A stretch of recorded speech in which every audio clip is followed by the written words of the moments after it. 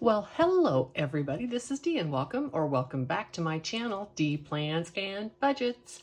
It is Monday, and although it's a holiday weekend, I don't work. Doesn't matter to me. It's still Monday recap day. I am going to go through with you what I spent, but first, let's do my little weekly savings challenges that I do. I do my penny a day, I do my monthly book, and I do my Bucks Box. I, as always, have started off with the Bucks Box by coloring in the trackers already. I'm adding one C buck, and now C's have a total of 1, 2, 3, 4, 5, 6, 7, 8, 9. I have decided as I complete different bucks, I am going to take them out of this box, and then I will continually save D and E bucks because duh, D, and I will save L bucks. And after that, I'm going to quit tracking all the other ones after they're completed. So in E bucks, I should now have 24. 1, 2, 3, 4, 5, 6, 7, 8, 9, 10, 11, 12, 13, 14, 15, 16, 17, 18, 19, 20, 1, 2, 3, 23. Oh, 24, I had 2, sorry. All right, so E-Bucks, I have 24. When these are finished, I will go ahead and take them out and do something fun with them. Or I might leave them in, I don't know, whatever. I-Bucks are gonna take me a while. I have just 5 of these. These are from Minnesota, where my friend Tracy is. Well, no, she's my friend, but she's from Minnesota. She's all of our friends, let's face it, she loves us all. And J, Kansas City. I now have 1, 2, 3, 4, 5, 6, 7, 8, 9, 10, 11, 12, 13, and 14 in my J-Bucks. Kansas City. And I got a K-Buck this time, and that is from Dallas. And I now have a 5, which I did the big K on this. So 1, 2, 3, 4, 5, 6, 7, 8, 9, 10, 11, 12, 13, 14, 15, 16, 17, 18, 19, 20 regular K-Bucks and one $5 K-Buck. And I won't be spending this because this is a 1995 series. Maybe I should send this to someone who collects odd bills. All right, and in my L-Bucks, 1, 2, 3, 4, and 5. Plus 25 that are completed. I am going to be saving these for my granddaughter, and that is what she will get for her high school graduation. Okay, let's do this binder next, and this is my monthly binder, and I need to put in here $8 for the first week of September. I am now keeping my walking around cash in here until I transfer some to my purse. Let's get $8 out of here. All right, and let me see. I think I am going to do the 15 first, and then I'll have change next week. 13, 14, and 15. So 10, 12, 13, 14, and 15. That means I did this one first. Boom, boom. And then next week, I'll have change to put that 8 in there. Excellent. And this is just something I made myself. I actually made one of these and sold it at my sister's shop. It sold right away. It's a fun way just to save all year. It's by month. You do not have to fold your prop money when you do it this way, or your real money when you do it this way. I like that about that. So this one, when it's all done, will have about $550. And since it is funded from my walking around money, it will always be just fun money to me. Let's see if I've got change in here. 2, 4, 6, 8. Ooh, I do. 9 and 10. So I had all these brand new 2s and 1s that I was using for prop money. I'm going to transfer that over. And so when I converted some of these to cash, I didn't need to do that anymore. And I took that new money, took the ratty stuff the bank gave me, and changed it. So I would have this pretty money to put into my binders. Oops. All right, so I consolidated. Okay, out of my walking around money, I'm going to put $5 into the penny challenge. And this goes in here. I just made change was all. And now let's find some $5. Let's let 12-sided dice dictate what month we're going to do first. Month 5. All right, let's do 151, the highest amount. I'm gonna have to go over there and get my calculator because I'm gonna need a calculator for this. Or if I have 349 left, I'll be okay. Because I know 349 and 151 makes 5. Do I have 349 left? I do have 349, and I can also do that in green. All right. Excellent. This is, again, it's just going to extra money that's going to go on a trip or something with me because it's suspended from my walking around money, which is the only money within my budget that I do not diligently track.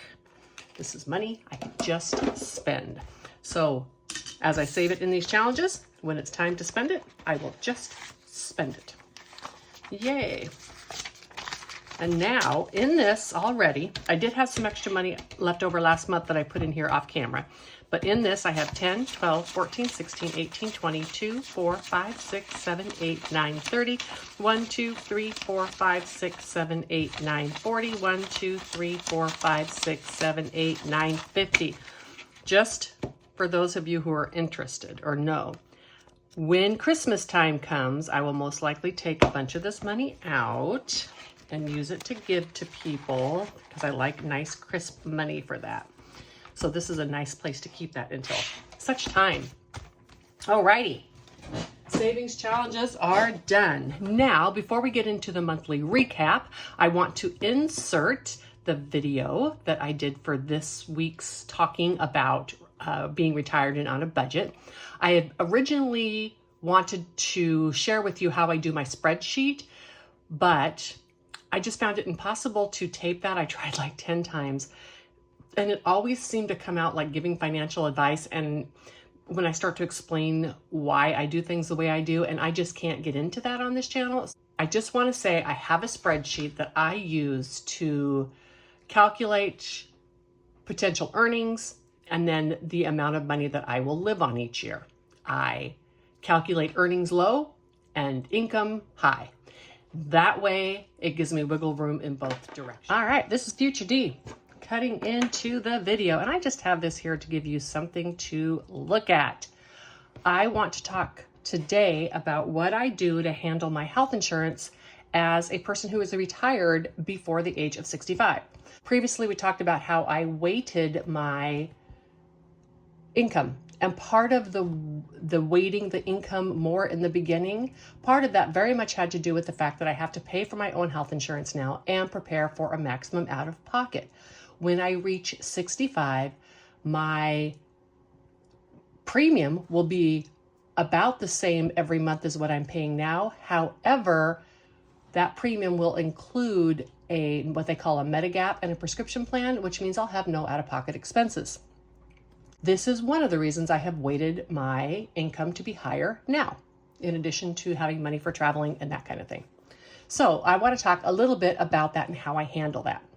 In my August recap, I'm going to talk about the difficulty I've had in trying to explain some of this income that I bring in and out of my budget. And that very much has to do with this out-of-pocket expense that I could face every year if I have a medical issue. I get my insurance from the health exchange, Obamacare, whatever you want to call it, healthcare.gov. It's fantastic. It is available to everyone, and they do not waive you for pre-existing conditions. I get a subsidy that helps some with my premium. But the biggest issue that I have is every plan anywhere near the amount that I can afford has a maximum out-of-pocket expense of $9,100. So that means, with the exception of WellCare and such, the insurance plan will not pay a penny until I have taken care of the first $9,100 of expenses. Now, I could get a plan with a lower deductible, but deductibles at my age are really meaningless, and let me explain to you why I say this.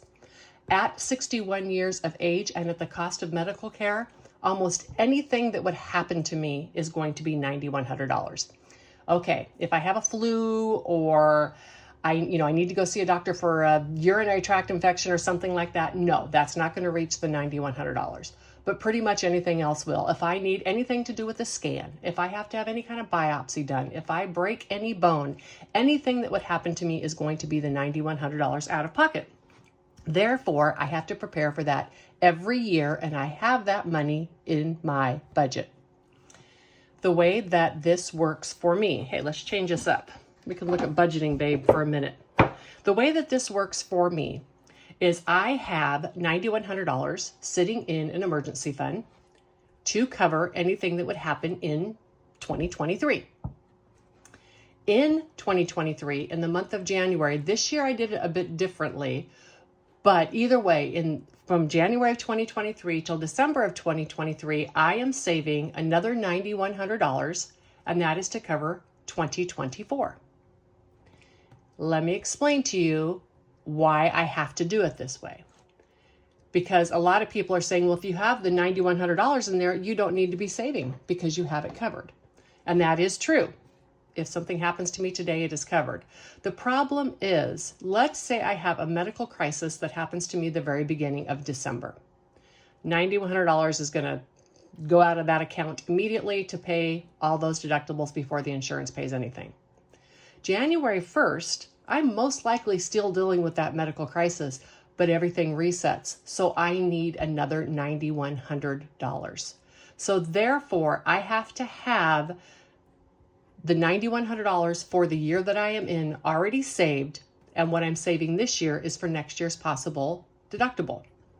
Now, here's the good news with the way that I do this.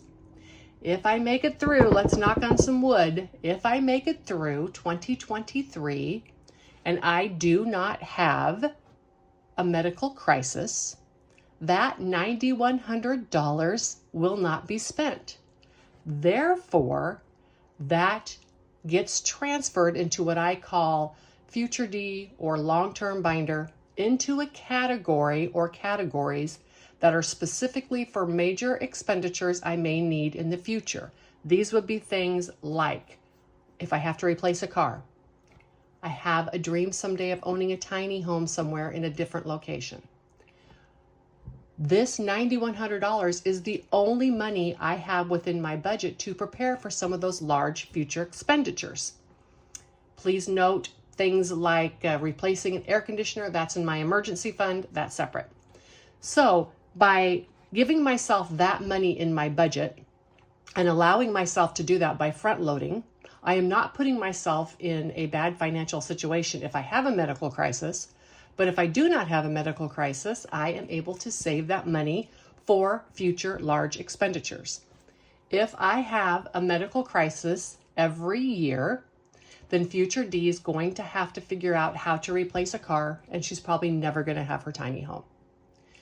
This is just one of the things that I do to make my retirement work, and I think it's key for anybody who's thinking about retiring before the age of 65, before Medicare kicks in. This is one of the reasons that I front load my retirement. Now, back to the weekly recap. And we're back. Tracy, I'm going to cover up my totals so you can't see them. All right, on Monday, look at all the pretty decorations. I had a no spend. Yay! On Tuesday, I bought some eye patches for a gift. On Wednesday, I bought some bug spray for my home. That was $19.46 and spent $33.95 on food. On Thursday, I had a no spend. On Friday, I was on there right at 7 o'clock and ordered 2 of the savings challenges that I wanted from Liz and Les's new release. I'll do an unboxing of those. My post office tracking said they're on the way. And I spent another $34.12 on food. On Saturday, I bought more coffee syrups for $11.47. I don't actually use the coffee syrups in coffee. I use them in my sparkle machine. I was gifted one of these machines and I am so appreciative. It makes the best soda without having to use a CO2 container. And I love to use the flavored syrups to make like a cherry soda and a watermelon soda. And these are, 0 calorie. So I absolutely love to use that. And so I have been stocking up on some of these syrups. I bought a bullet journal for $11.02. That's what I'm going to use next year. Every year I try something different, or at least rotate out what I use for a gratitude journal. And so next year I'm going to go back to a creative / Bujo style. And on I spent $21 and I went to the local high school football game. It was so much fun. Though our hometown team got hammered, but that's okay. The bands for both teams were awesome. It was being played with a nearby team, so it was a rival game. It was just a really fun thing to do on a Saturday night. Usually, Friday Night Lights, that kind of saying comes from Texas because Texas is really into its high school football. And this game was on Saturday. Don't know why, but it's back to Friday next week. And then on Sunday, I spent $17.95 on Temu. Not a lot of fun stuff. I needed to buy a stadium pouch so that I can go to these local sporting events and not have to carry everything in my pockets. And then I needed to get a cord organizer for the van. So nothing super exciting there. At least my spending this week was back to more of a normal amount. However, over the weekend, I've been having problems with the circuit breaker and now it's totally gone. And so there's going to be an electrician bill within my future. See, my home is 2 years old and there's already problems. You just can't escape it. Homes are just cost. All right, so on Monday, my total is $17.79, Wednesday, $53.41, Friday, $46.93, Saturday, $43.49, Sunday, $17.95. My total for the week was $179.57, way more within my normal range of spending now that I've got all that August craziness behind me. I hope that this video finds everyone having a wonderful end to their holiday weekend and that you have had some extra time to relax, regain your energy, and face the work week ahead. Bye.